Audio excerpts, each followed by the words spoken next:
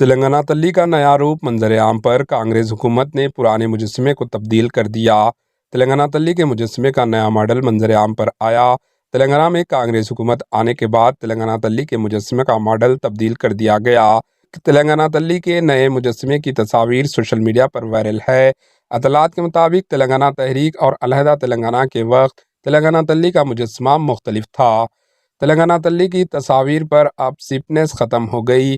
9 دسمبر 2024 کو chief minister Revanth Reddy secretariat کے احاطے میں تلنگانہ تلی کے نئے مجسمے کی نقاب کشائی انجام دیں گے۔ تلنگانہ تلی کی نئی تصاویر میں خاتون کو سنہرے بارڈر والی سبز ساڑی ہری ساڑی میں اور ماتھے پر تلک دیکھا جا سکتا ہے، جبکہ ہاتھوں میں مکئی اور چاول کی فصل ہے۔ مجسمے کو ریاست کی اکثر خواتین کو ذہن میں رکھ کر ڈیزائن کیا گیا ہے۔